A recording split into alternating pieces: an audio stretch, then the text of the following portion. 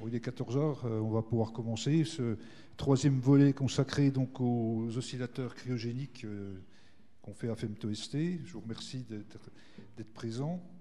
Et donc aujourd'hui, je vais terminer un petit peu la présentation de l'oscillateur Ulysse 2G qui est commercialisé par Femto Engineering en parlant assez rapidement de la partie électronique parce que c'est des choses assez classiques.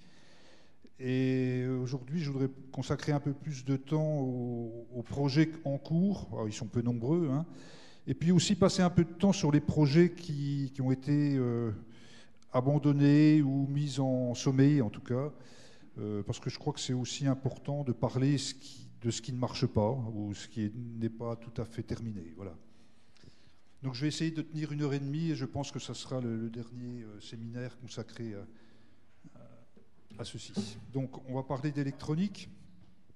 Donc je vous rappelle la configuration de l'oscillateur. Donc on a ici notre fameux résonateur Saphir qui est placé dans son cryostat à basse température. Et puis le circuit d'entretien donc, qui va générer le signal utile qui est placé lui à température ambiante. Et dans le cryostat, on va également trouver deux détecteurs qui sont des diodes de détection. La première on a un coupleur ici qui va prélever une partie de la puissance du signal injecté dans le résonateur. Et donc c'est ce qu'on appelle la diode de puissance qui va nous permettre de stabiliser la puissance injectée dans le résonateur. Vous vous souvenez que le résonateur, il est sensible à la puissance injectée, hein, et si la puissance varie, eh bien la fréquence va également varier. Et puis on a un deuxième détecteur qui, lui, est chargé de récupérer le signal qui est réfléchi par le résonateur. Vous avez ici ce qu'on appelle en micro-ondes un circulateur. Donc c'est un composant à 3 accès. Le signal rentre ici, dirigé vers le résonateur, et le résonateur va réfléchir une partie de la puissance, excusez-moi, qui va être donc capté par ce deuxième détecteur qui, lui, va être utilisé pour stabiliser, cette fois, la longueur électrique de cette boucle pour éviter que la fréquence de l'oscillateur soit entraînée par des fluctuations indésirables. Donc le circuit d'entretien, lui, va être composé de plusieurs amplificateurs, 2 amplificateurs.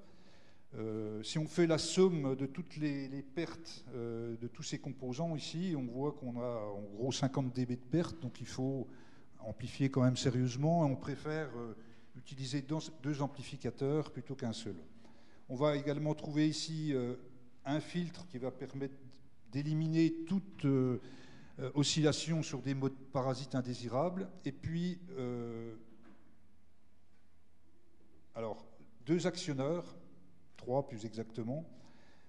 Un premier qui va être un atténuateur variable. Donc ce sera évidemment utilisé pour contrôler la puissance injectée. Et puis 2 déphaseurs variables commandables à tension.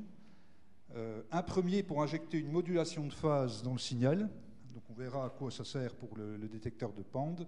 Et le deuxième déphaseur commandable va être utilisé comme actionneur pour stabiliser la longueur électrique de la boucle. La puissance injectée dans le résonateur, on peut se poser la question de quelle valeur quelle est la valeur optimale de cette puissance qu'on doit injecter dans le résonateur. Alors on a plusieurs critères. Le premier, c'est qu'on doit faire attention aux diodes cryogéniques. C'est des éléments assez sensibles. Si on dépasse 1 dBm, on risque de les cramer. Donc on limite volontairement la puissance injectée dans le cryostat. Ensuite, si on a trop de puissance, la diode va saturer. Hein, donc on évite également de saturer ces diodes. Donc ça, c'est pour la puissance maximale. Cette fois, la puissance minimale, bien, il faut assez de sensibilité pour les détecteurs, ce qui va nous donner une limite à la valeur la plus basse à laquelle on peut attaquer notre résonateur. Alors ce que vous voyez ici, c'est l'index de modulation. En fonction on va moduler la phase du signal. En fonction de l'index de modulation, la puissance optimale va être différente. Et on a le choix donc, de travailler dans cette zone grise ici. Bon, c'est assez large, hein, il n'y a pas trop de problèmes pour trouver un bon compromis. il y a 2 points qui représentent les points de fonctionnement de 2 oscillateurs de la plateforme oscillateur IMP. Et puis, bon, on s'est amusé également à modéliser tout ça pour avoir assez facilement les puissances qu'on peut... Donc ça, c'est la puissance de sortie de l'oscillateur en fonction des pertes du résonateur. En pointillé, je crois, c'est la simulation, et en très plein, c'est les mesures. Donc vous voyez que ça correspond assez bien. Et puis ceci, donc, c'est la puissance injectée dans le résonateur. Voilà, donc ça... Qu'est-ce que c'est la numéro 3? Excuse-moi? La numéro 3. Le numéro 3, je ne sais pas. J'ai oublié, je ne l'ai pas mis sur le graphe, mais il est très... Ah! La numéro 3, sensibilité du détecteur.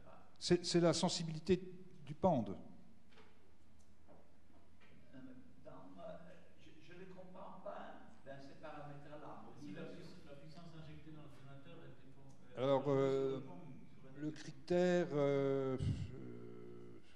je pense que... je ne me souviens plus exactement des valeurs, mais je pense qu'on avait fixé un critère pour le pende de l'ordre de quelques 10-16, okay, la limite du détecteur de pende, et ça nous, pour un indice de modulation donné, ça nous donne une puissance minimale. Voilà, voilà une image donc, de la boîte qui contient donc la boucle d'entretien. Hein. Donc on a ici... On a un déphaseur manuel qui permet de régler au démarrage donc l'oscillation. Et puis, vous voyez, c'est les différents composants qui sont placés sur une plaque en dural, vissés très soigneusement. Et tout ça, c'est dans une boîte qu'on vient placer sur le devant du cryostat ici. Ici, vous avez une image du bruit de phase de cette boîte amplificatrice en fonction de la puissance injectée à l'entrée. Bon, c'est assez classique. À 1 Hertz, on a à peu près... alors, on a en dBc, excusez-moi pour le côté métrologique, autour de moins 100 dBc à 1 Hertz pour ce type d'amplificateur. Alors, le dispositif de pente qui va servir donc à stabiliser la longueur de la boucle, en gros, on va obliger l'oscillateur à fonctionner exactement à la résonance du résonateur et pas à une fréquence un peu à côté due au déphasage entraîné par la boucle. Alors pour faire ça, donc, on va récupérer le signal réfléchi par le résonateur. On va injecter dans le signal qu'on produit au niveau de l'entrée du cryostat, on va injecter une modulation de phase. Donc vous avez à l'entrée du résonateur un signal qui est représenté par ce diagramme ici, où vous avez la porteuse et puis 2 bandes latérales de modulation de phase. Okay. Les bandes latérales de modulation de phase sont choisies pour être à l'extérieur de la bande passante de la cavité. Hein, ici, vous avez le coefficient de réflexion de la cavité. Donc à résonance, le résonateur absorbe toute la puissance. Ça, c'est la phase du coefficient de réflexion de la cavité. Donc les bandes latérales, elles sont réfléchies complètement par le résonateur. Okay, donc on les retrouve au niveau de la diode de détection, ici. Lorsque le signal de l'oscillateur, donc la porteuse, est parfaitement en coïncidence avec la fréquence de résonance du résonateur, la porteuse est complètement absorbée par le résonateur. Et seul subsistent donc les 2 bandes latérales de modulation. La diode, elle, va mélanger ces deux bandes latérales et on va récupérer un signal au double de la fréquence de modulation. Hein. Les bandes latérales sont écartées de la porteuse de la fréquence de modulation FM. Comme on n'a que les 2 bandes latérales, on va avoir ici un signal à 2 FM. Okay.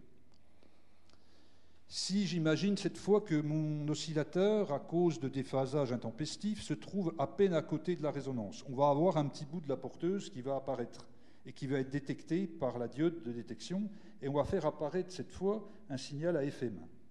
Donc le signe va dépendre de quel côté on se trouve de la résonance. Et si on détecte l'amplitude de cette harmonique, de la fréquence de modulation à FM, on va avoir un très bon signal d'erreur qui va passer par 0 lorsque l'oscillateur sera en résonance. Voilà. Et donc, on va envoyer... Donc on a une modulation de phase ici qui est créée ici par ce premier modulateur. Donc c'est les deux bandes latérales que j'ai décrit. Et le signal réfléchi va être détecté par la diode de détection qui va être envoyé dans la détection synchrone, qui va faire la démodulation. Et finalement, on va obtenir un signal d'erreur donc qui passe par 0 lorsqu'on est en résonance.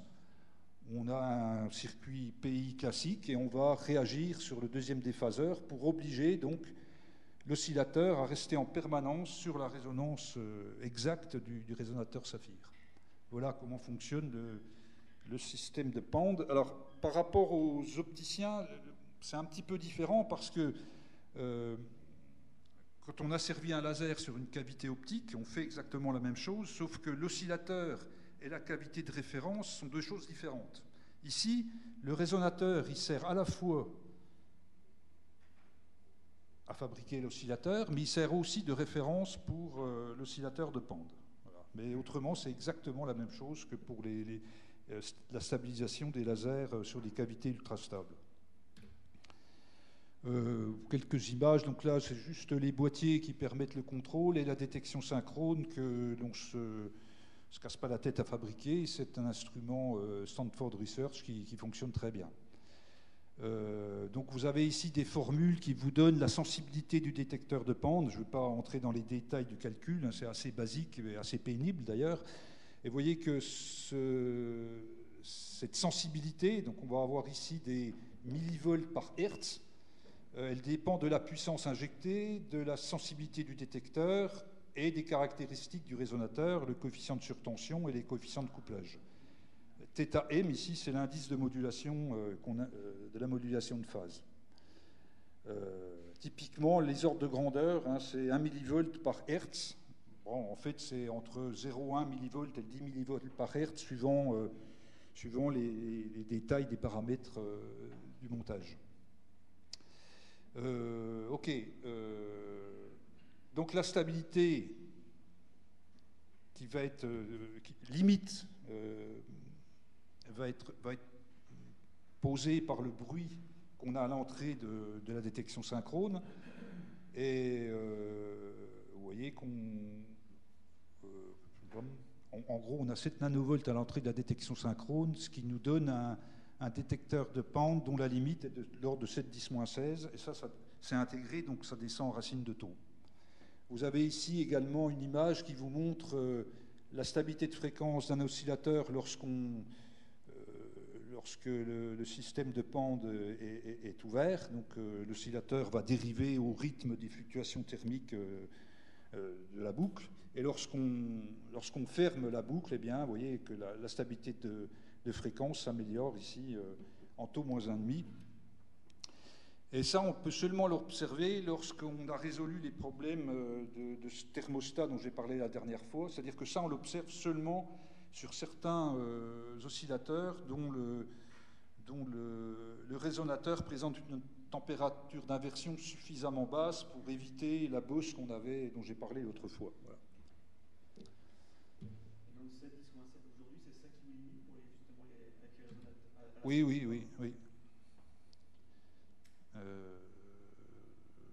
Bon, là, vous voyez un essai où on a diminué, je crois, la puissance injectée dans le résonateur et on voit le palier du Pand qui monte en fonction proportionnellement donc à la puissance injectée. Tu peux baisser si tu as un meilleur discriminant, c'est ce qu'on voit dans le tableau, c'est le discriminant. Donc on a besoin également de réguler la puissance injectée. Donc là c'est très basique, hein. On va comparer donc, le signal fourni par la diode de détection de puissance à une tension de référence. On obtient un signal d'erreur avec lequel on va réagir sur l'atténuateur variable. Alors dans certains cas, notamment les cristaux de type MX, où on a très peu d'impuretés type chrome, on observe en fait une variation de la fréquence en fonction de la puissance qui suit une forme, une courbe qui n'est pas monotone, et on a un point d'aversion. C'est-à-dire que si on stabilise la puissance sur ce point-là, eh bien on va être beaucoup moins sensible aux fluctuations de la puissance, hein.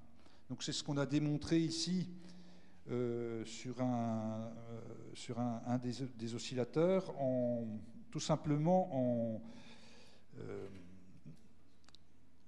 la tension que l'on met sur le contrôleur de puissance, ça sort d'une lime de labo qui n'est pas très bonne. La lime de labo a ces caractéristiques-là, des fluctuations court terme de l'ordre de 10 microvolts, puis ensuite une marche aléatoire en racine de taux. Donc si on regarde la stabilité de fréquence de l'oscillateur, cette fois dont la puissance est contrôlée par cette aline, là il n'y a pas de régulation, en fonction de la puissance injectée dans le résonateur. Donc si on a une faible puissance, la stabilité, ici, elle est en bleu. À court terme, ce n'est pas très bon, parce que comme on a une faible puissance, la sensibilité du détecteur de Pond n'est pas très bonne, donc on remonte l'instabilité à court terme. Et puis à long terme, on va suivre une marche aléatoire parce que le résonateur est entraîné par les fluctuations de puissance. Si cette fois on est à forte puissance, 500 microwatts, le détecteur de Pond marche correctement et on obtient une bonne stabilité de fréquence à court terme. Par contre, à long terme, on a encore une sensibilité à la puissance et donc on va suivre la marche aléatoire de la tension appliquée au VCA ici. Et l'optimum, c'est de se placer à une puissance de l'ordre de 300 microwatts pour lequel donc on a un très bon détecteur de Pond et puis on n'a pas de dérive à long terme. Voilà. Ça, on ne l'observe pas sur certains types de résonateurs, notamment ceux qu'on utilise actuellement dans Ulysse 2G. On n'a pas cette inversion. Hein. Mais le système est quand même suffisamment... la sensibilité à la puissance est quand même suffisamment basse pour obtenir les résultats de stabilité que vous connaissez. Alors, la synthèse de fréquence. La fréquence de l'oscillateur est fixée par la géométrie de notre résonateur. Hein, et pour avoir une fréquence exacte à 10 GHz, il faudrait avoir des tolérances de fabrication qui coûteraient... ça serait impossible à avoir, ça coûterait beaucoup trop cher. Donc on a préféré décaler la fréquence du résonateur à cette valeur-là. C'est-à-dire qu'on va choisir une fréquence qui est 10 gigas moins 10 MHz, tout en sachant que les incertitudes liées aux tolérances de fabrication sont de l'ordre de 5 MHz. Donc ça veut dire que notre oscillateur, il va fonctionner à 10 gigas entre moins 5 mégas et moins 15 mégas. Et ce gap autour de 10 MHz, on peut facilement le corriger avec un DDS à haute résolution. Donc la synthèse, après ça, la synthèse, c'est tout simplement des diviseurs de fréquence. Donc c'est ça l'intérêt de ce... Vous avez ici, alors oui, cette courbe-là, elle montre les fréquences des résonateurs, de certains résonateurs qu'on a, voilà. Et bon, vous en avez deux ici qui sortent de la gamme plus ou moins 5 mégas, mais qui peuvent être utilisés en modifiant la synthèse de fréquence. Ce n'est pas quelque chose de très critique. Hein. Voilà. Donc on a ici l'oscillateur cryogénique qui va délivrer sa fréquence donc, de 10 gigas moins 10 mégas. Et on va comparer ce signal à un signal à 10 GHz qui est issu d'un DRO, donc un oscillateur à résonateur diélectrique. En fait, il n'est pas à 10 gigas, on a choisi un composant à 2,5 gigas parce qu'il a des meilleures performances et on fait une multiplication par 4 après. Donc on va comparer le signal de ce DRO au signal de l'oscillateur cryogénique et donc on va obtenir un battement dont la fréquence va être entre 5 et 15 MHz. Et on va compenser cette différence de fréquence par un DDS à 48 bits. Et donc on va loquer en phase le DRO sur le signal de l'oscillateur Saphir. Donc on a ici un signal à 2,5 GHz qui est contrôlé par l'oscillateur Saphir. Et ensuite, pour délivrer les fréquences intéressantes pour les utilisateurs, eh bien, il suffit d'avoir des diviseurs de fréquences et ça marche très bien. Bon, les diviseurs de fréquences, c'est ce qu'on va voir juste après. Alors, bon, ça, c'est une image de la synthèse telle qu'on la réalise. Bon, c'est pas la peine de rentrer dans les détails. Vous avez ici donc les différents composants micro-ondes pour faire. Le DRO est ici, le mélangeur est ici, et puis tout ça, c'est les diviseurs de fréquence. Et vous avez ici la plaque DDS qu'on utilise. Voilà. Alors, les diviseurs de fréquence, un des problèmes, c'est qu'ils ont des bruits propres qui vont limiter un petit peu la stabilité de fréquence, notamment à basse fréquence. Hein. Pour le signal à 10 GHz, c'est correct, le diviseur, tout va bien. Par contre, à 100 MHz, on a le bruit du diviseur qui va limiter un petit peu la stabilité de fréquence à très court terme. Bon, on est un petit peu au-dessus de 3,10-15 à 1 seconde à 100 mégas. Et bon, c'est encore un peu plus grave à 10 MHz. Mais ça, c'est dû au bruit propre des composants que l'on achète. Alors, on pourrait certainement faire mieux avec des diviseurs de type régénératif, mais bon, c'est une complexité supplémentaire qui, en général, ne vaut pas le coup. Bon, et ensuite, bon, ça c'est pour terminer sur le projet Ulysse 2G. Donc, on a un système de monitoring. Alors là, c'est pas du tout ma spécialité. Si vous avez des questions, c'est à Benoît qu'il faut les poser.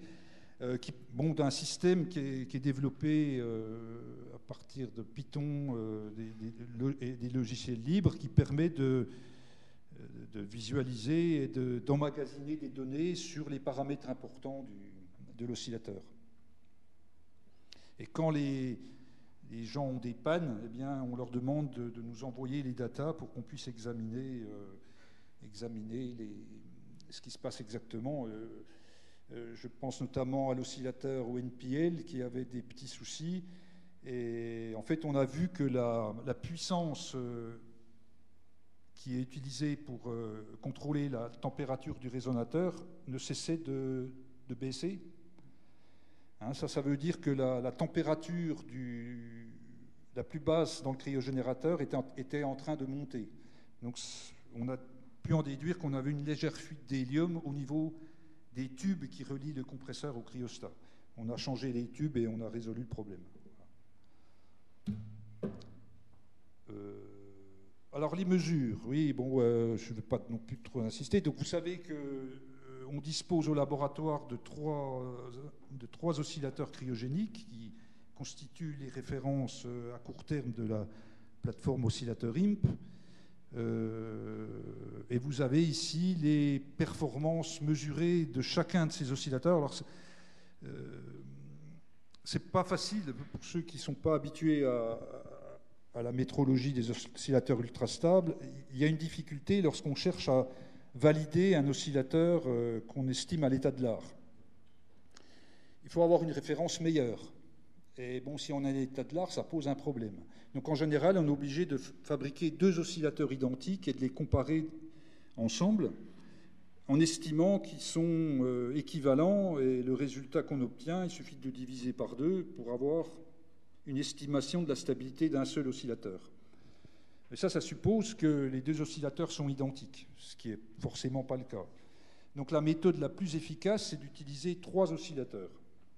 Et à ce moment-là, on les compare 2 à 2 et on fait des statistiques. Hein, et on peut extraire comme ça la stabilité intrinsèque de chacun des oscillateurs.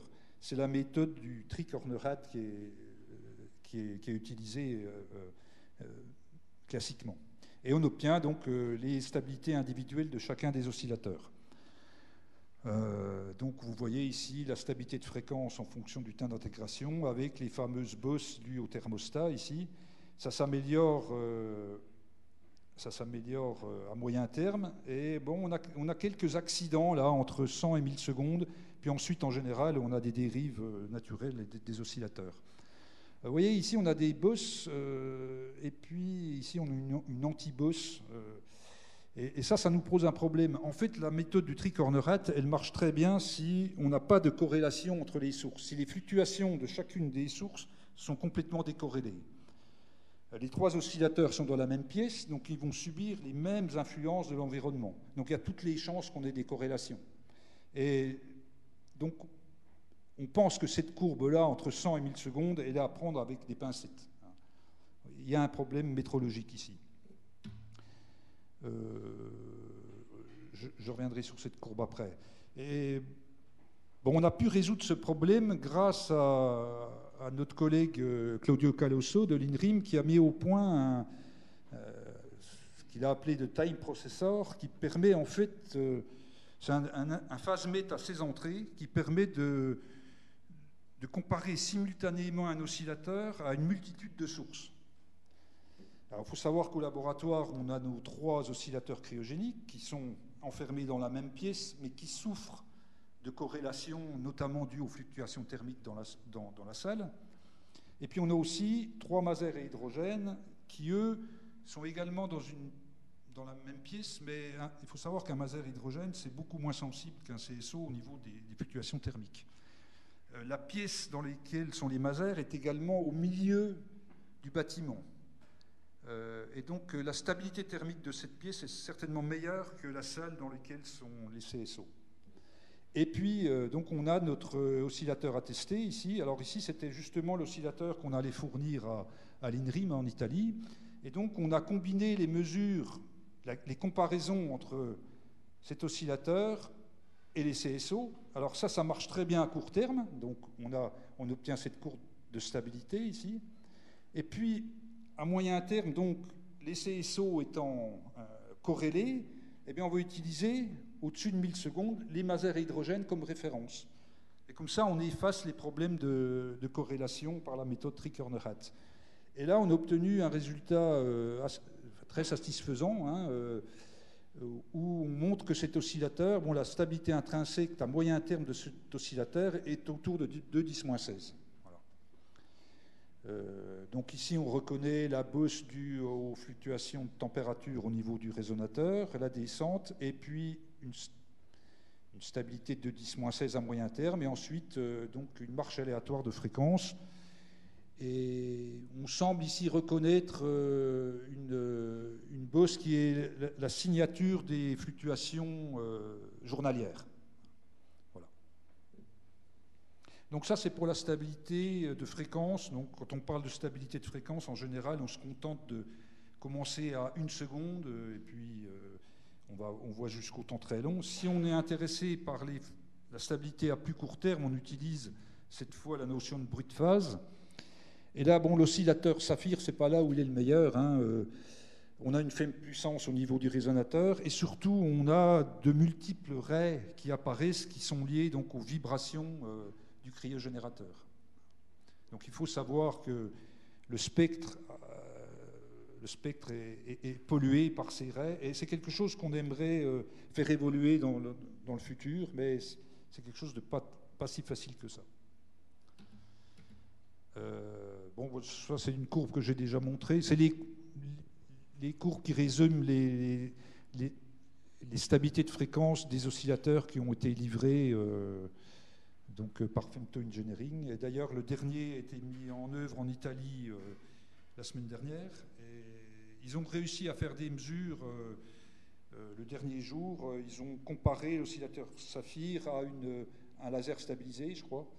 Et ils ont obtenu des très bons résultats. Nos collègues italiens sont très contents. Voilà. OK, donc terminé pour Ulysse 2G. Et maintenant, les développements en cours. Alors, il y a surtout ce projet-là qui a été financé par le LabEx FirstEF.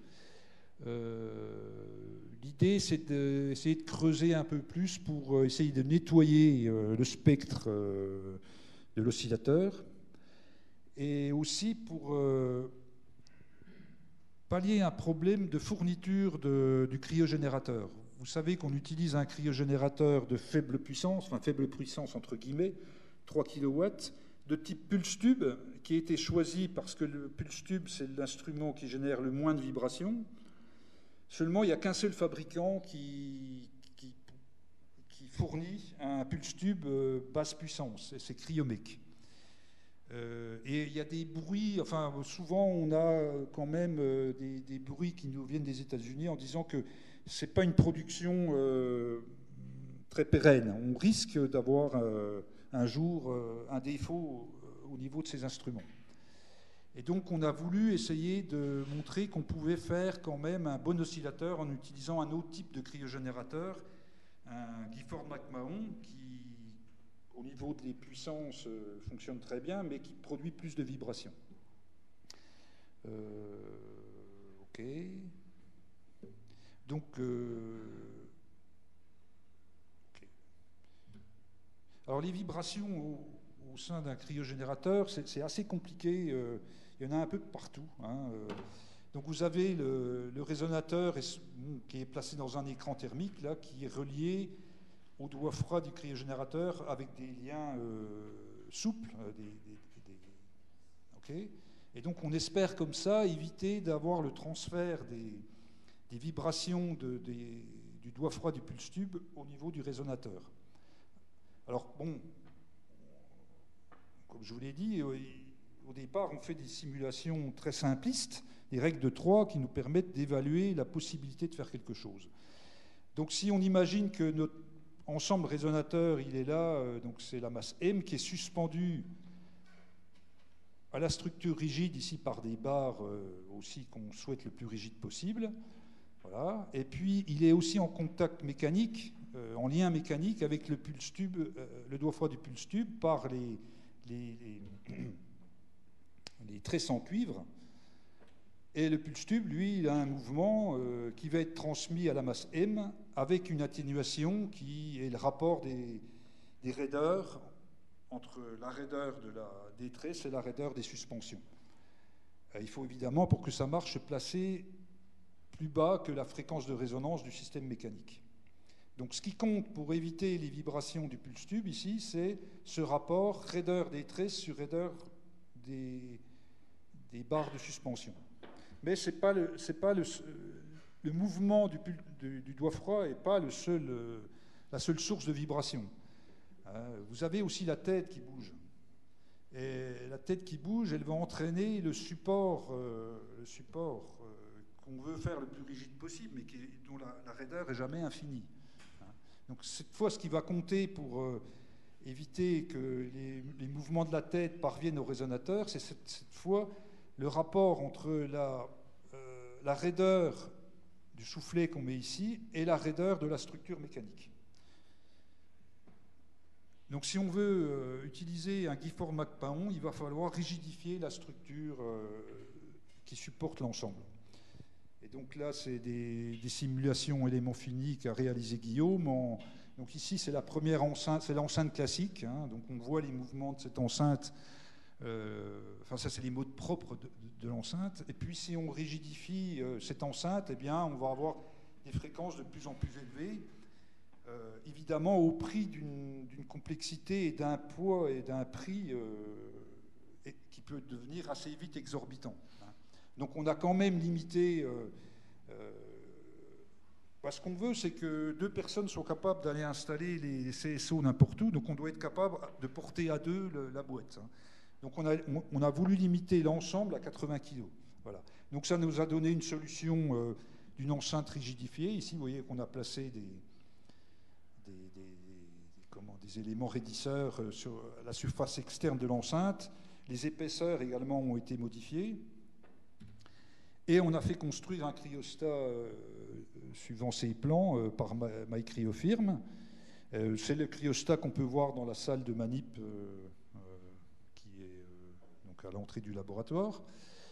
Et il y a quelques éléments. Donc, ce qui est important, donc, c'est la rigidité de l'enceinte extérieure qui a été améliorée. On a également placé ici des amortisseurs en sorbotane qui permettent un petit peu d'étouffer les mouvements de la tête. Voilà. Et alors ce cryostat, il est capable de fonctionner avec 3 types de têtes. Donc le Cryomec PT403 qui équipe naturellement nos oscillateurs Ulysse 2G, le Sumitomo RDK101 qui est cette fois un Gifford McMahon, et c'est ça qu'on voulait tester en premier lieu, et puis également un autre instrument qui vient d'une société allemande, mais c'est un pulse tube. Voilà. Et on a commencé à faire des manips avec donc le Gifford McMahon. Donc on a fait déjà des mesures d'accélération au niveau du résonateur. Hein. Bon, je ne vais pas rentrer trop dans les détails. Vous voyez, ça c'est donc le spectre de vibration obtenu, le cryogénérateur fonctionnant. Donc on n'a pas grand-chose à basse fréquence. On voit un petit peu ici donc les raies dues au cryogénérateur, mais elles sont quand même assez faibles, et c'est très bon. Hein. Et puis on a des résonances ici qui viennent en fait des résonances mécaniques de l'ensemble. Hein. On a quand même des boîtes suspendues ici sur des barres plus ou moins rigides, et tout ça, ça peut résonner. Donc l'augmentation des vibrations ici correspond exactement aux fréquences de résonance qu'on peut simuler avec COMSOL. Donc maintenant, ce qui nous intéresse, nous, pour la stabilité à court terme, c'est les vibrations autour du Hertz, hein, qui est la fréquence fondamentale du cryogénérateur. Et si on regarde les accélérations mesurées suivant deux axes, bien, on est autour, pour la variation axiale, autour de 1 micro-G. Et 1 micro-G, c'est cool parce que, en fait, si on regarde les fluctuations de fréquence liées à cette vibration, elles restent en dessous de la limite de 7-10-16 qui provient du détecteur de Pand. Tout en sachant que l'objectif de stabilité, ici, entre 1 et 1000 secondes, c'est 3-10-15. Donc il semble que notre oscillateur soit capable de fonctionner avec un Gifford-McMahon en conservant des bonnes propriétés. Ça, c'est juste une image qui vous montre la descente en température du système. Alors, ce qu'on a observé, c'est qu'il faut 2 fois plus de temps avec le GM qu'avec le pulse tube. Mais ce n'est pas vraiment un problème parce que nos instruments sont destinés à fonctionner sans interruption. Puis bon, ça c'est un petit peu pour revenir sur les simulations basiques au niveau du thermostat. Comme je vous l'ai dit, ça ne marche pas tout le temps. On avait estimé des températures au niveau du premier étage de 31 Kelvin et au niveau du deuxième de 4,2. Et on mesure ça. Donc c'est un peu bizarre. C'est certainement lié à des problèmes d'estimation de l'émissivité des écrans. Ça, c'est quelque chose d'assez difficile à avoir un chiffre correct. Et puis c'est peut-être dû aussi à l'inexactitude sur les puissances réelles du cryocouleur. Mais en tout cas, on est capable quand même d'obtenir des températures intéressantes avec cet engin. Et pof. Oui, donc on a fait un oscillateur avec, et puis on a regardé tout d'abord par battement, en mesurant le bruit de phase, regarder où se situaient les raies dues aux vibrations. Alors, bon, vous avez le spectre complet ici, puis ici c'est un zoom autour de 1 et 10 secondes. Et on voit les raies donc, qui sont liées aux vibrations des deux cryogénérateurs, hein, puisqu'on a un mélange des signaux. Le premier ici est équipé d'un pulse tube dont la fréquence est 1,4 Hz, et le Gifford-McMahon, lui, sa fréquence c'est 1 Hz. Et vous voyez qu'on a des raies à 1 Hz, 1,4 Hz, et puis ensuite on a les harmoniques. Mais les harmoniques, on n'a pas d'harmonique du fondamental du GM. C'est vraiment, les raies supplémentaires ici proviennent du PT405. Donc c'est assez bon comme résultat. Et si on mesure la raie qui correspond donc à la vibration du GM, on peut en déduire. Qu'est-ce que je voulais dire ? On peut en déduire le niveau de vibration. Ou si là, je raisonne à l'envers. On a mesuré les vibrations, on peut en déduire un bruit de phase. On avait estimé ça à peu près à moins 98 dB radians. En fait, on mesure moins 95 dB radians. Bon, il y a 3 dB d'écart, mais c'est quand même correct. Et si on regarde la stabilité de fréquence, la première mesure qu'on a réalisée, c'est la courbe en bleu ici. Ça, c'est la contribution des vibrations. Donc on est correct, hein, au niveau de la seconde, ça ne joue pas. Et on est en dessous de 3,10-15. Donc le GM pourrait très bien remplacer le pulse tube. Si jamais cet instrument devenait obsolète. Alors oui, ce que je n'ai pas dit également, ça peut être important pour des futurs réalisateurs, le pulse tube, il ne peut fonctionner qu'en position verticale, la tête en bas. Enfin, non, la tête en haut et le doigt franc en bas. Parce que la gravité joue dans le mécanisme du pulse tube. Si on retourne la machine, ça ne fonctionne plus. Alors que le GM, il peut fonctionner dans n'importe quelle orientation. Donc ça peut nous permettre, à plus long terme, ça nous donne un degré de liberté supplémentaire pour la conception de la machine. Voilà. Et puis là, je n'ai pas eu le temps de faire de dessin, donc j'ai juste fait une copie de mon cahier de manip. On a essayé d'améliorer le contact thermique entre le résonateur et la cavité. Vous savez qu'on suspecte un gradient de température dans le résonateur, notamment dû au fait que le lien thermique entre le résonateur et le reste n'est pas très bon. Donc on a tout simplement fait fondre de l'indium et puis on a plaqué le résonateur et on a serré ensuite. Donc on a de l'indium entre le résonateur et la pièce de cuivre, ce qui devrait améliorer un petit peu le contact thermique. Et finalement, en septembre, on a fait une nouvelle mesure et il semble qu'on ait gagné un petit peu sur la bosse thermique ici. Je ne peux pas vous assurer que tout ça soit dû seulement à l'indium parce qu'on a modifié plusieurs choses en même temps, donc il faudra revenir sur ce point-là. Mais bon, c'est déjà pas mal quand même. Ok, donc ça, je vais arrêter de parler des choses qui marchent et je vais parler des choses qui marchent moins bien. Donc en 2018, on a aussi proposé un projet, cette fois pas pour faire de la stabilité, mais plutôt du bruit de phase.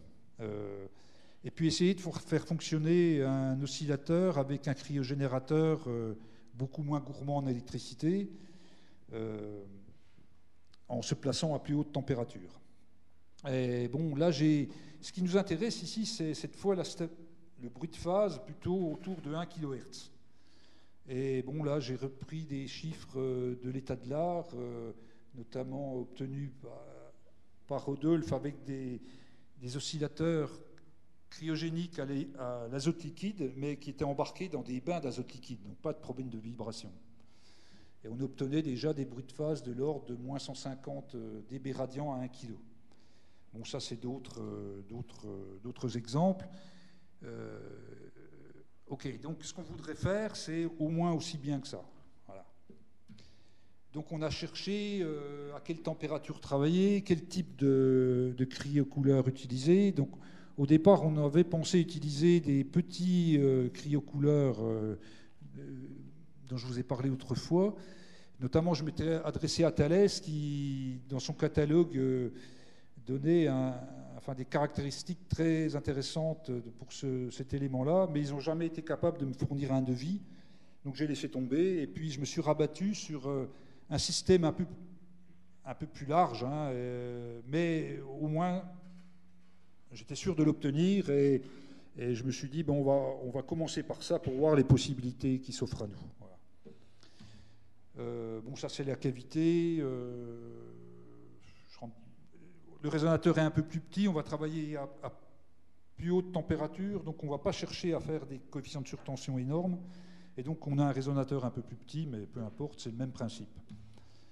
Donc voilà les images de ce qui a été réalisé. Le cryostat, c'est toujours nos collègues de MyCryofilm qui font les dessins et qui le réalisent. La descente en température, donc cette fois, on obtient au niveau de la cavité une température de l'ordre de 45 Kelvin. C'est un cryogénérateur à un seul étage. Hein. Donc vous avez ici les simulations thermiques qui collent assez bien avec ce qu'on observe. Et puis les coefficients de surtension relevés des différents modes azimutaux. Et vous voyez qu'on arrive à 10 puissance 8, donc 10 fois moins bon qu'à l'hélium liquide. Et puis des mesures des mesures de vibration, on en a fait, mais des kilos, et c'est assez perturbant, hein, ces mesures. Bon, déjà, on avait placé notre système sur une table un peu branlante, et là, c'est assez catastrophique. Hein. On a rigidifié ensuite l'ensemble. On a obtenu des résultats pas vraiment meilleurs. Ce qu'on a quand même remarqué, c'est que, donc ça, vous voyez le bruit de phase de l'oscillateur en violet ici. Ici, c'est les vibrations qu'on a mesurées avant et qu'on a ramenées en supposant une sensibilité du résonateur aux vibrations.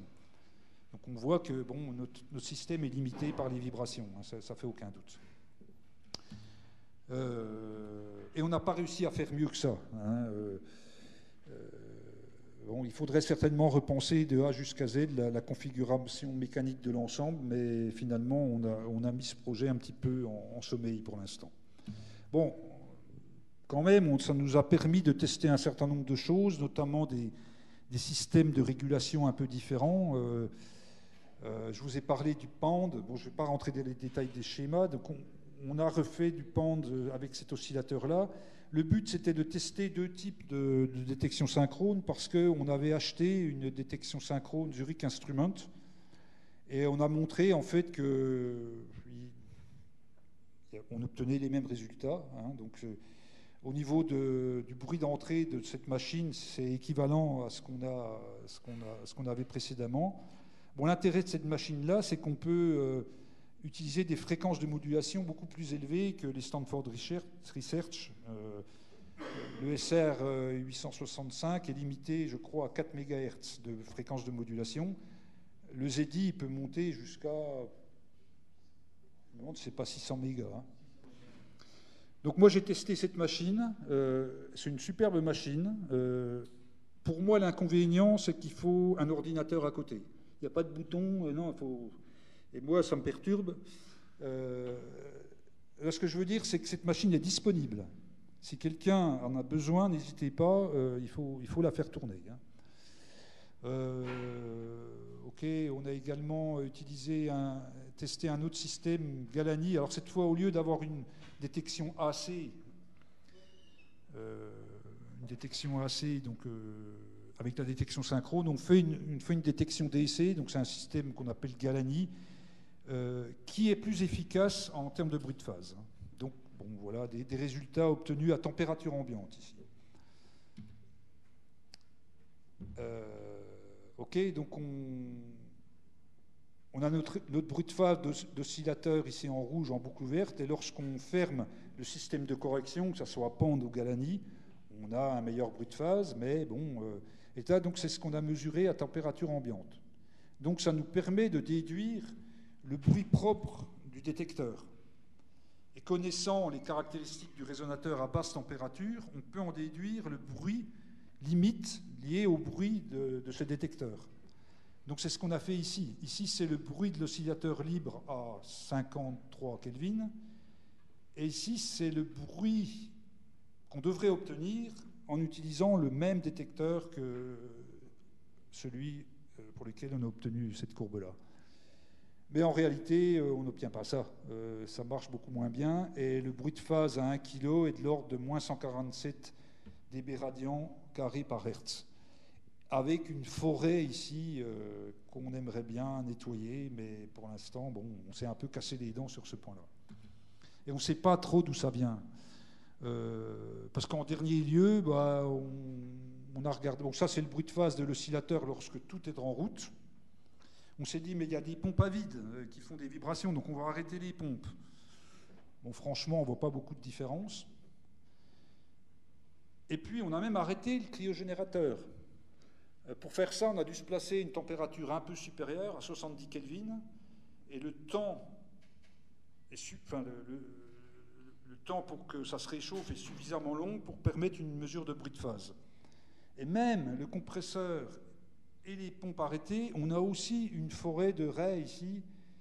Donc c'est un peu perturbant tout ça.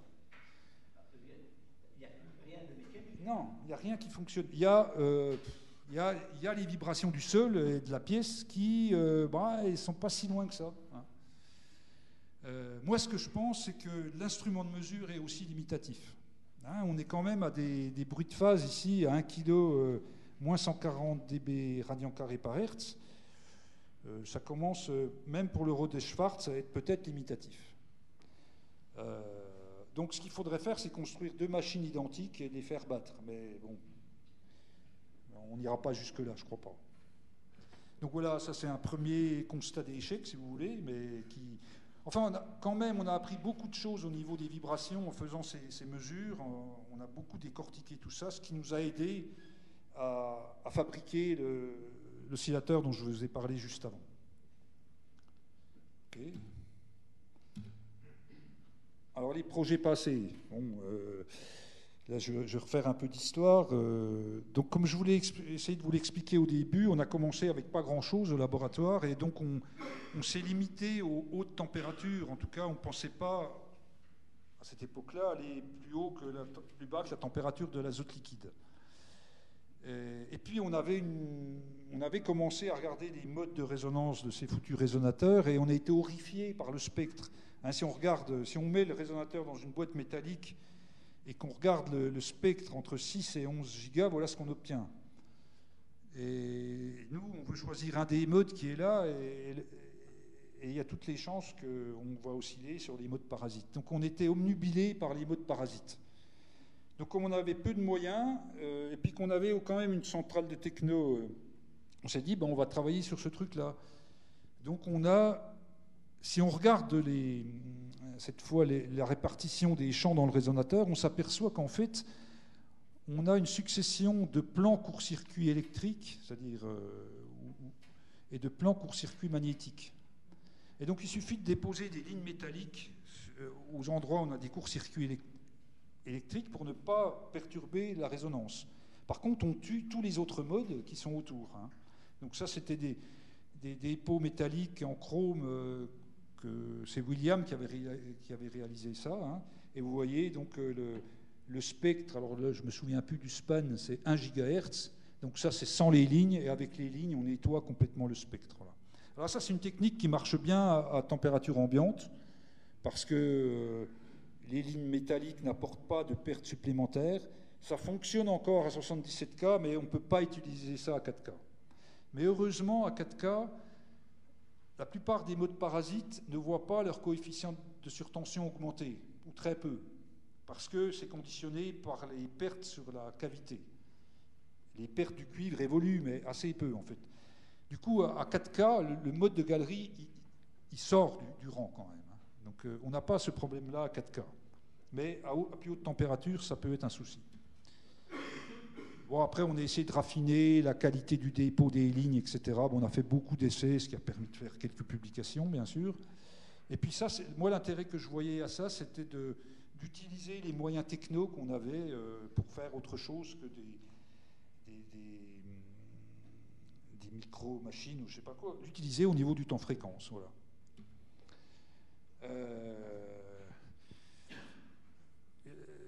Toujours omnubilé par ces problèmes de mode parasite, mais on s'est dit, mais en fait, l'énergie, elle est contenue dans le saphir, la cavité en cuivre, elle ne sert à rien, donc on a enlevé la cavité en cuivre.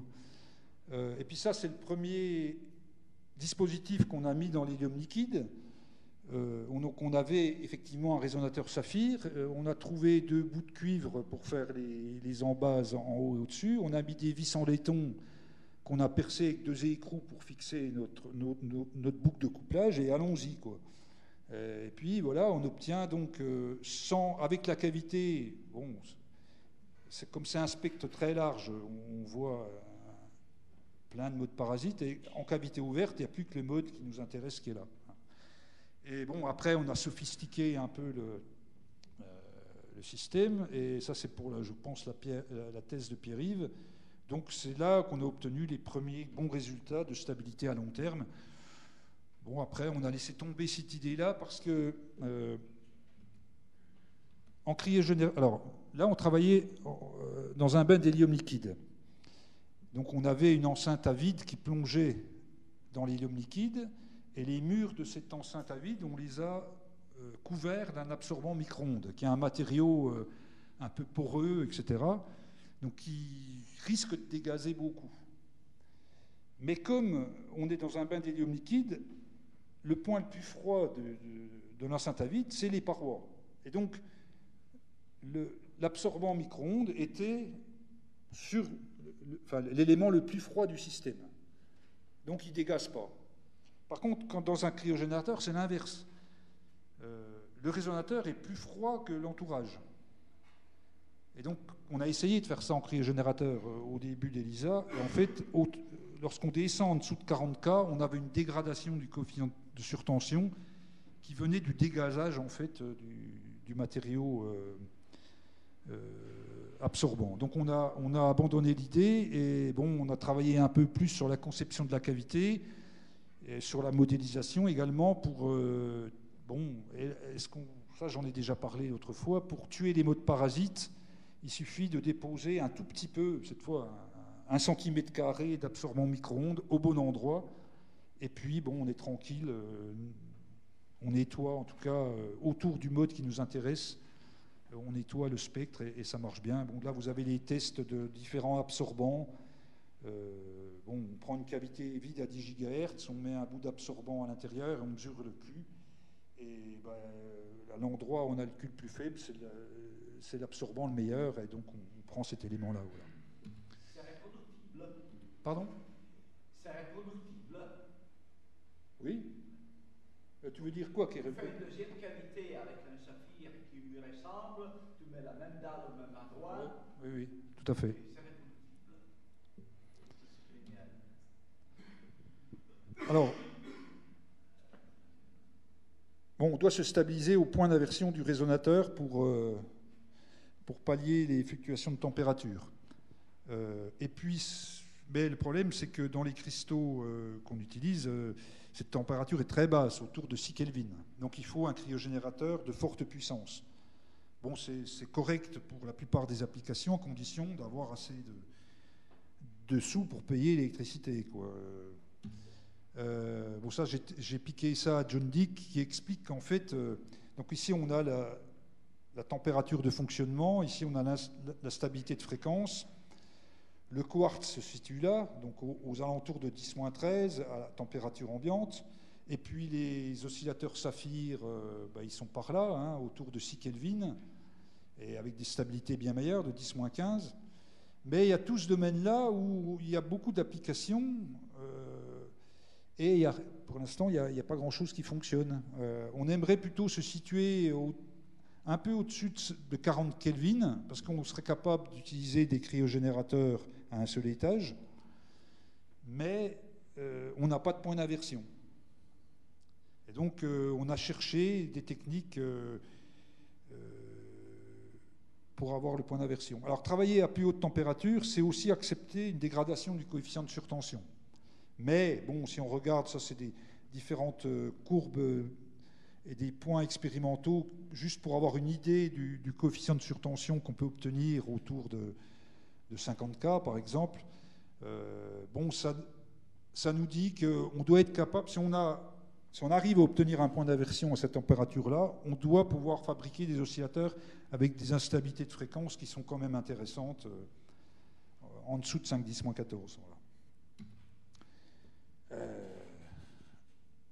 Et la première méthode qu'on a cherché à utiliser, c'est un système thermomécanique qui est déjà utilisé dans les pendules, hein, puisque ça a été montré, je crois, par Harrison. Voilà. Le pendule est fait en deux parties, une partie en acier, une autre en laiton, et puis on se sert de la géométrie et des coefficients de dilatation différents pour que ça soit compensé en température. Et donc l'idée ici qui a été, je pense, donnée en premier par John Dick, c'est d'avoir exactement la même chose. On va couper le résonateur saphir ici qui est représenté en vert, on va le couper en deux, et puis on va avoir donc un petit gap entre les deux parties, qui est très léger, hein, quelques microns, et ce gap, la grandeur de ce gap va être conditionnée par une pièce métallique ici qui va pouvoir se dilater. Donc, en fonction de la géométrie qu'on choisit, on va pouvoir obtenir une courbe de compensation. Donc ici, ça a été démontré chez eux. Hein. Bon, là, ils ont obtenu une température d'inversion de 36 Kelvin. Et bon, une instabilité qui est... Bon, ça date de 20 ans déjà, hein, ça. Donc voilà. Et donc, on s'est inspiré de ces travaux-là. Alors, ça, c'est la thèse de Yann. Et on avait pour objectif d'essayer de démontrer un oscillateur capable de piloter une fontaine atomique, mais fonctionnant à une température supérieure à 77 K. Ça, c'était une des spécifications données par le CNES, parce qu'il ne se voyait pas envoyer de l'hélium liquide dans la station internationale. Donc, bon, on était chargé de regarder les possibilités de faire ça.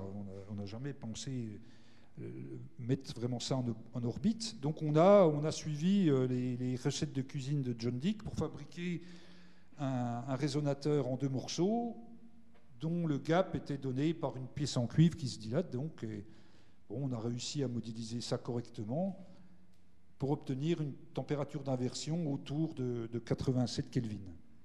Bon, évidemment, à ces températures-là, le coefficient de surtension est bien dégradé. On n'avait pas de cryogénérateur, on n'avait même pas grand-chose pour refroidir, donc on a fabriqué une petite boîte pour mettre de l'azote liquide et refroidir notre résonateur, et puis on a fait une mesure de stabilité de fréquence. Bon, on reste à un niveau de 10-12, voilà. Il faut bien voir que ça fait plus de presque 25 ans maintenant. Bien comprendre que les moyens qu'on avait, notamment les moyens de qualification, des mesures, n'étaient pas du tout ce qu'on connaît aujourd'hui. Mais bon, ça a permis quand même de démarrer des choses intéressantes. Après, on peut penser à d'autres types de compensation. Alors, ça, c'est la permittivité du saphir, suivant les 2 axes, qui est une courbe monotone qui décroît avec la température. Il y a des matériaux qui présentent des permittivités qui grandissent qui augmente lorsque la température s'abaisse. C'est notamment le cas du rutile. Et donc, ça, c'est nos collègues australiens qui ont pensé faire un résonateur saphir, toujours, donc c'est la partie hachurée ici, en plaçant des disques fins de rutile autour. Et puis, en modélisant ça, on obtient effectivement des compensations thermiques à des températures qu'on peut choisir en fonction de l'épaisseur de rutile qu'on met. Vous voyez, vous avez ça, c'est des courbes expérimentales. Et on peut obtenir des températures d'inversion intéressantes avec ce système-là. Par contre, toujours pareil, on dégrade le coefficient de surtension parce que le rutile, il apporte des pertes diélectriques qui sont bien supérieures à celles du saphir. Donc on a fait, alors ça c'est des mesures qu'on a fait ici. John Arnett était en visite ici, il a amené un résonateur avec lui et on a fait des mesures sur ce résonateur compensé, donc la pièce de saphir au centre et les anneaux de rutile ici qui sont supportés par des pièces en saphir également. Alors on a obtenu des stabilités de l'ordre de quelques 10-13 à la seconde. Bon, c'est pas mal, mais c'est pas assez pour détrôner le quartz, donc c'est pas utilisable dans la vraie vie. Alors nous, de notre côté, on s'est dit, ouais, mettre des anneaux de rutile, pas terrible. En plus, ça va être sensible aux vibrations. Donc, est-ce qu'on ne peut pas peinturer le résonateur avec du rutile? Donc, c'est ce qu'on a fait. On a déjà modélisé ça et on voit qu'en fonction de l'épaisseur de rutile déposée, on est capable d'obtenir des températures d'inversion entre 35 et 60 K. Et on a essayé. Et donc on avait des collègues à Belfort-Montbéliard qui faisaient des dépôts de TiO2 par la méthode Sol-Gel. Donc on a été les voir et ils nous ont effectivement peinturluré le résonateur avec du TiO2. On a eu une belle courbe d'inversion autour de 47 K, mais encore une fois, donc pas de résultats probants en termes de stabilité de fréquence. Ça pourrait être intéressant pour un résonateur à faible bruit de phase dont on veut une sensibilité thermique un peu évoluée, quoi. Mais pas pour faire de la haute stabilité de fréquence. Bon, là, on a commencé, alors on n'est pas du tout chimiste, et donc on s'est dit, bon, c'est peut-être la qualité du dépôt. Donc on a eu également une thèse où on a réussi à utiliser on a comparé plusieurs méthodes de dépôt, Sol-Gel, de la pulvérisation ou de l'évaporation. Vous avez quelques images ici, c'est pas très joli, mais bon. Et puis, on a eu des stabilités de fréquence qui sont passées un petit peu en dessous du 10-13, donc on était content, mais encore une fois, ce n'est pas suffisant. Il semble quand même que le dépôt de TiO2, alors TiO2, il y a plusieurs phases, et il semble que la majorité du TiO2 qu'on déposait, c'était de l'anatase. Et donc pas vraiment du monocristal de TiO2. Voilà. Donc s'il y a des choses nouvelles au niveau de Femto, pourquoi pas revisiter ça, si des gens ont le courage. Mais voilà, on a quand même bien travaillé. Alors on peut aussi chercher à doper exagérément le saphir. Puisque c'est les ions qui font le boulot, ben autant en mettre un bon paquet, comme ça on aura une température d'inversion beaucoup plus élevée. Donc si on peut mettre du titane, ça c'est bien parce que c'est des matériaux qui sont utilisés pour faire des lasers, donc c'est assez facile de les obtenir. Donc effectivement, on obtient des températures d'inversion, mais toujours une limitation assez importante au niveau de la stabilité de fréquence. Bon, pour l'instant, on a laissé tomber cette affaire-là. On n'a pas assez de force pour regarder tout ça en même temps, mais bon, à chaque fois, il y a eu des travaux, et surtout beaucoup de manips, et puis à la clé, finalement, une publication, une thèse ou une communication. Et puis à chaque fois, on apprend des choses, hein. Même si ça ne fonctionne pas, ben, on apprend. Ça, c'est quelque chose qu'on a fait un peu à la marge. Alors, la langasite, peut-être que certains connaissent ce nouveau matériau. Enfin, ça fait 50 ans qu'on nous dit que c'est un nouveau matériau. Donc, c'est un matériau qui a été développé au départ pour des applications laser. Et ensuite, on s'est aperçu qu'il avait des très bonnes propriétés piézoélectriques. Et donc, les gens se sont engouffrés sur l'utilisation de ce matériau-là pour faire des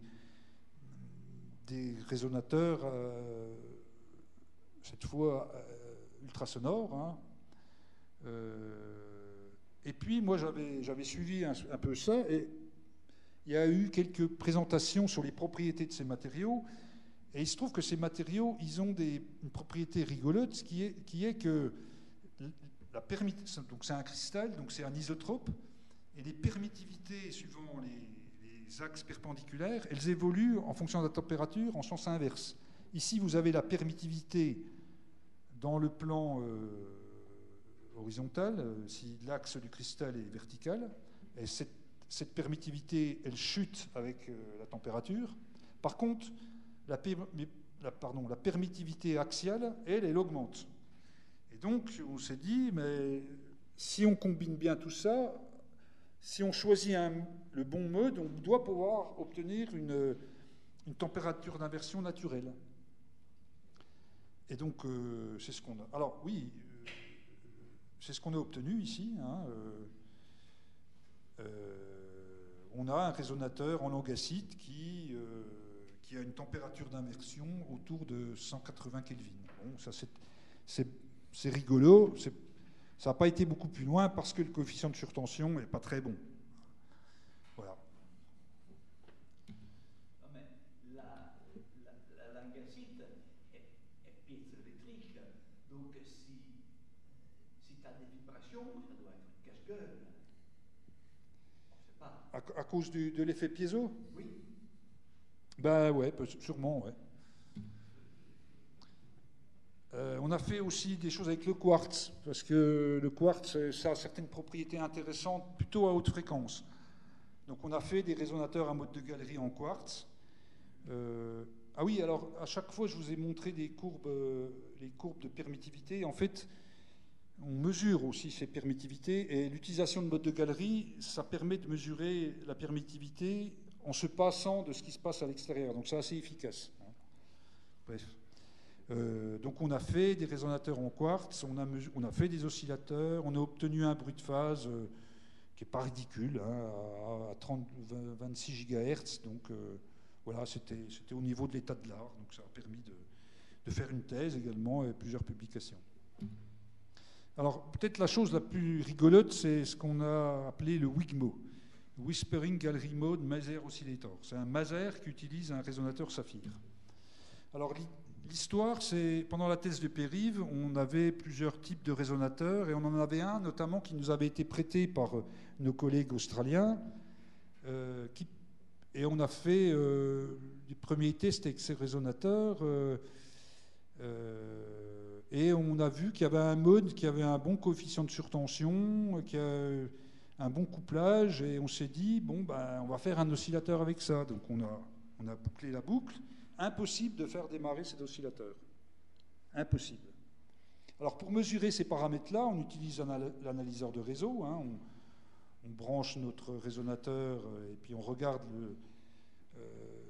le spectre de transmission. En général, on utilise une puissance relativement élevée, moins 10 dBm pour attaquer le résonateur. Et voilà, on obtient donc des coefficients de surtension sympathiques. Donc on s'est dit, OK, on va faire un oscillateur avec ça. Impossible de démarrer le truc. Donc on a commencé à regarder d'un peu plus en détail les caractéristiques de ce résonateur et à descendre la puissance d'attaque ici. Parce qu'on s'est dit, bon, lorsqu'on cherche à démarrer, la puissance, elle est faible. Donc regardons ce qui se passe à basse puissance. Et voilà ce qu'on a observé. Donc ce qu'on s'attend à voir ici, c'est une belle lorentzienne autour de la fréquence centrale. Mais on a vu des trucs comme ça. Au début, évidemment, qu'est-ce qu'on fait dans ces cas-là? On incrimine en premier lieu l'instrument de mesure. Donc on a essayé de bidouiller l'analyseur de réseau dans tous les sens, mais non, il avait l'air de fonctionner. Qu'est-ce qui se passe?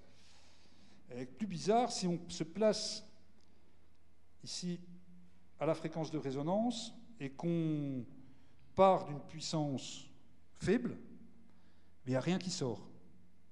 On est dans le bruit du système. Et puis à partir d'une certaine puissance, pouf, le signal apparaît. Et si on va dans le sens inverse, on part d'une haute puissance, ben le signal persiste, et puis au bout d'un moment, il s'éteint. Mais pas au même endroit. Donc il y a une courbe d'hystérésis ici. Et ça, c'est typique des systèmes qui contiennent des éléments des non linéaires et susceptibles d'amplification.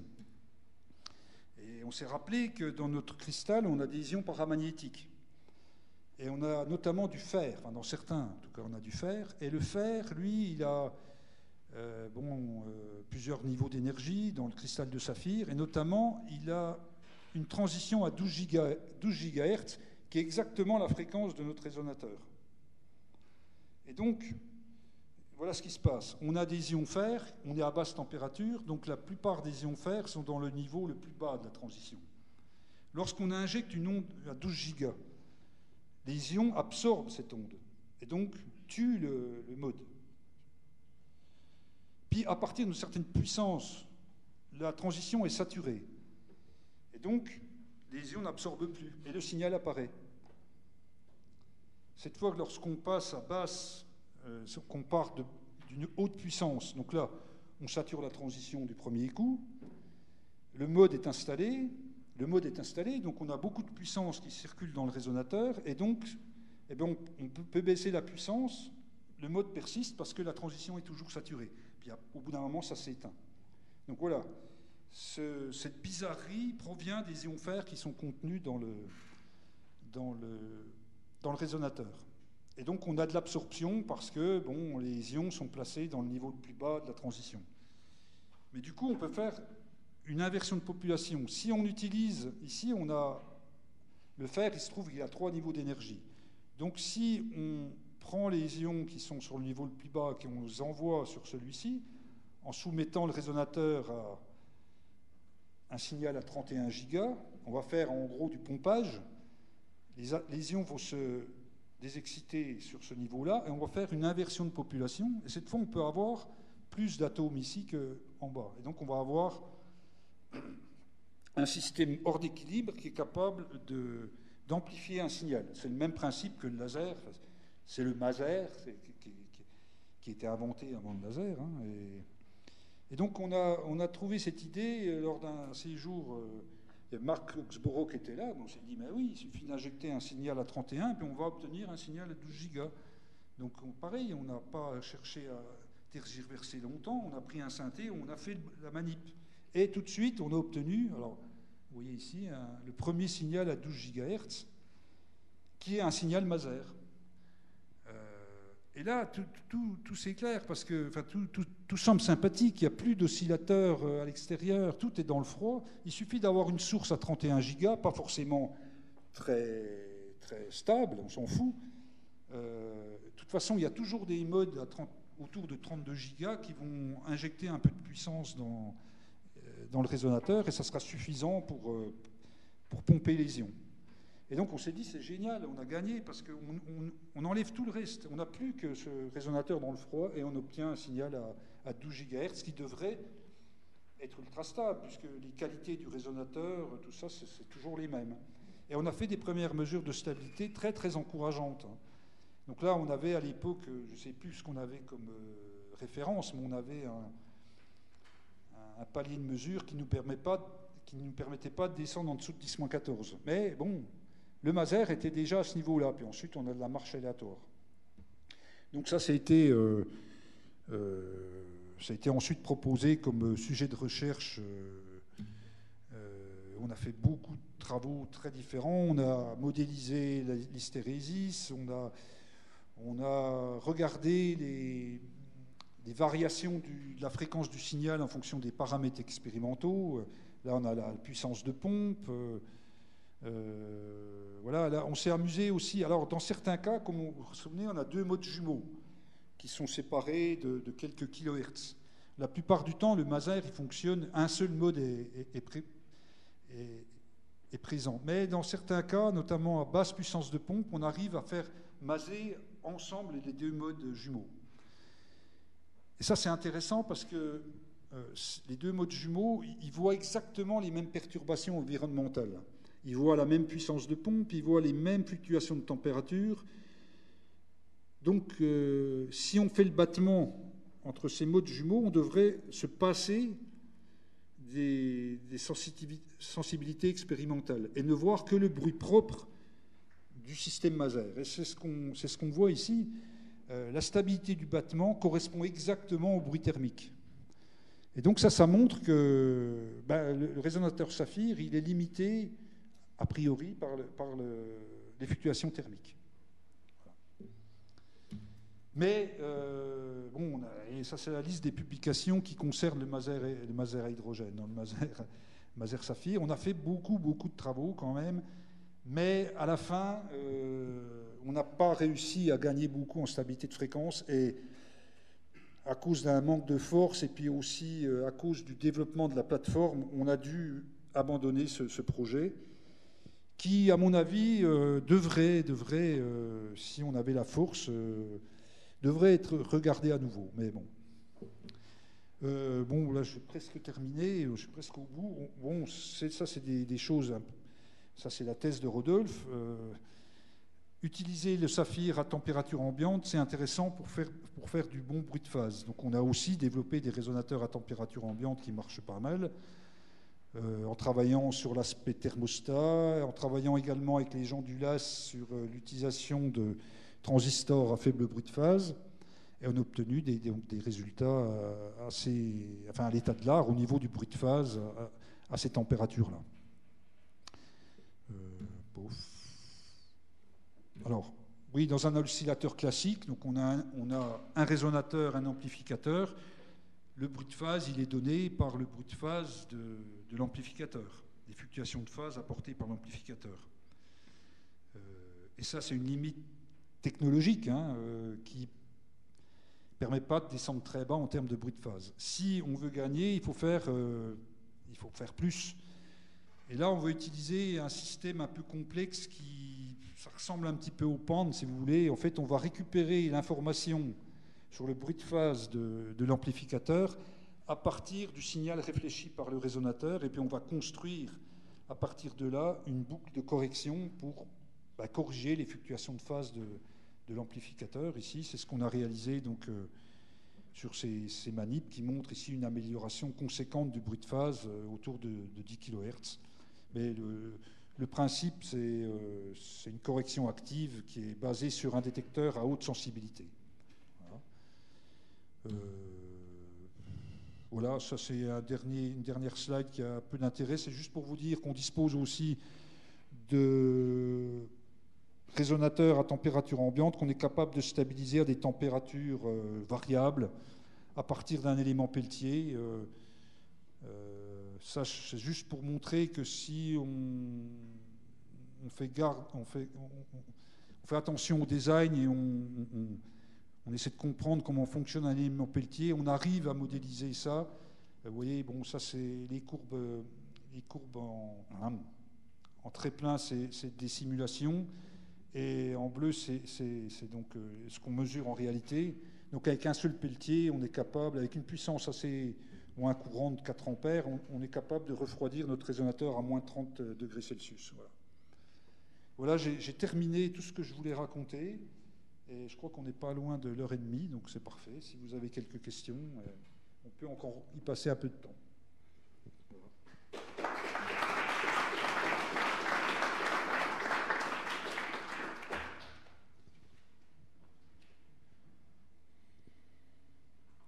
Ça veut dire que je peux fermer mon micro. Ah. Pour le laser, le signal à 30 gigas, on est obligé d'en mettre tout le temps. Ah oui, oui. Ah oui, oui, c'est en permanence, oui, oui. On n'a pas fait de manip en pulsé, pourquoi pas, oui. Mais les temps de relaxation sont assez rapides hein, quand même. On est dans un cristal où il y a plein de choses qui jouent. On n'est pas comme vous dans des systèmes dilués où les atomes sont un peu tranquilles pendant un moment. Non, les ions, en tout cas, ils sont en permanence dans le champ du cristal et les temps de relaxation sont très rapides en fait. Hein. Ce que je voulais dire, c'est que tu le amplifies pour signal à 10 GHz que tu obtiens. Pardon ? Tu as pas une boucle qui. Pour 10 GHz que tu récupères du. 12. 12 gigas, du résonateur, il n'est pas amplifié que tu as renvoyé sur le. Non, on tire. Alors, je ne sais plus quelle puissance. Ouais, c'est pas très puissant, mais c'est beaucoup plus puissant qu'un maser à hydrogène, par contre. Hein. Je sais pas, je dirais moins 40 dBm de tête. Ouais. Attention, c'est un maser un peu particulier quand même. Hein. C'est pas ce qui. La courbe de gain, elle est très large. Elle fait à peu près 200 MHz, hein, la courbe de gain des ions. Et la cavité, elle fait que quelques hertz de large. Donc c'est la cavité qui fixe la fréquence. Hein. C'est pas les ions. Hein. C'est en aucun cas une horloge atomique.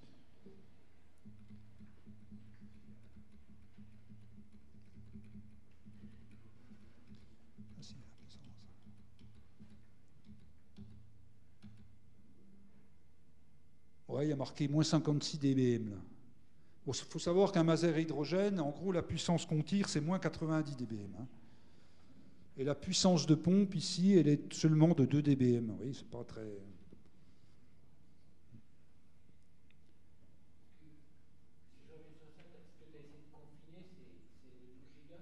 Oui, le mode de galerie correspond à 12 gigas. Ouais. En 4 niveaux ?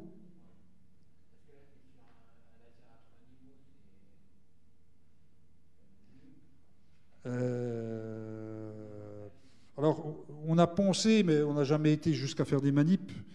Il y a des vieux papiers, les gens ont utilisé ça, plutôt des transitions optiques pour faire le pompage, notamment dans le rubis. Et cette fois, oui, effectivement, il y a...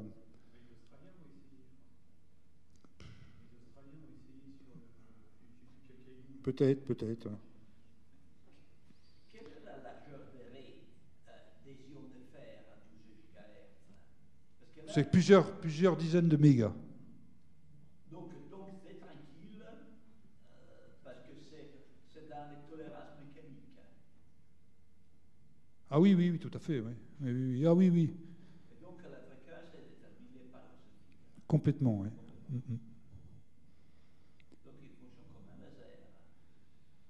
Comme un mauvais laser, oui. Ok, ouais.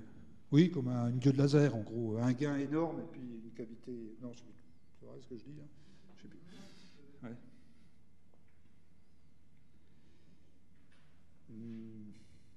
En fait, on s'est aperçu au cours de ces manips que c'est assez compliqué. Si on veut, la fréquence dépend de tous les paramètres, hein, de la puissance de la pompe, de la température évidemment, et on n'arrive pas à stabiliser ça de façon correcte. Mais je pense réellement que ça vaudrait le coup d'être visité. Mais bon, parce qu'on a des moyens d'investigation bien supérieurs aujourd'hui. Et on a des références aussi bien supérieures. Hein. Ici, on était limité par la mesure à 1,10-14, je ne sais plus comment c'était fait, mais... Ça doit être contraint par des dieux. Oui, mais on était... Oui, c'était avant Elisa, oui, je ne sais pas. Il faudrait revoir tout ça. Les impurités de chromium que tu as Ouais. naturellement, est-ce qu'elles ont la structure à 3 niveaux? Non. Non. Non. Et par contre, tu peux utiliser des transitions optiques. Ouais. Tu veux dire pomper avec l'optique? Mm. Ah oui, autre chose, c'est qu'en général, un maser, enfin, dans les temps anciens, les gens faisaient des masers micro-ondes avec des cristaux, notamment avec le chrome. Mais ils étaient obligés de mettre un champ magnétique assez fort, justement pour avoir plus de 2 niveaux en utilisant l'effet Zeeman. Ici, il n'y a pas de champ magnétique, hein, puisque les 3 niveaux sont présents naturellement. Après, il faudrait trouver un ion avec 4 niveaux, mais le fer et le chrome, non.